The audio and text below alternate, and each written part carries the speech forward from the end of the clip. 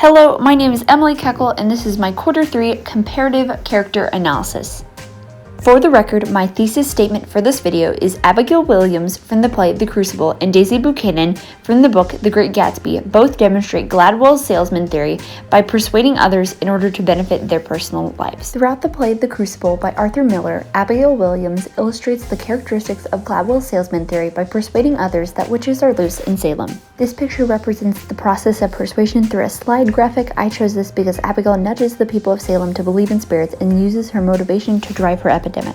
According to Gladwell, connectors, mavens, and salesmen are all equally important to society. Specifically, salesmen have the skills to persuade us when we are unconvinced of what we are having. Abigail Williams persuades the people of Salem in order to avoid punishment for dancing in the woods. This picture represents persuasive ad techniques seen throughout The Crucible. Abigail especially uses emotion, logic, and ethics throughout the play in order to sell her points.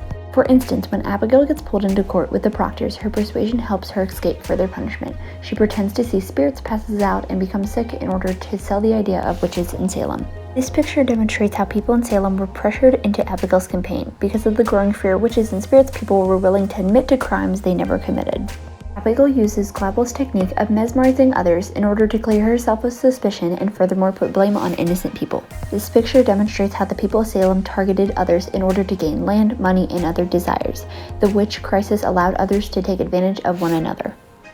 Throughout the book The Great Gatsby by F. Scott Fitzgerald, Daisy Buchanan, who is the narrator Nick's cousin and married to Tom Buchanan, is a self-absorbed woman who uses persuasion to manipulate others into liking her as she further puts the blame on them.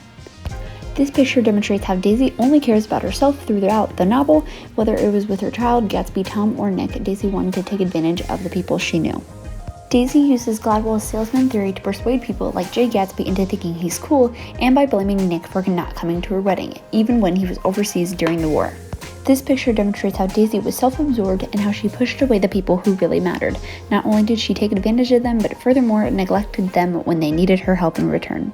For instance, Daisy uses Gatsby to cover the affair and furthermore take advantage of his wealth.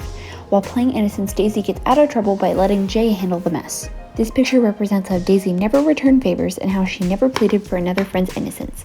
By taking advantage of others, Daisy was always left with what she wanted.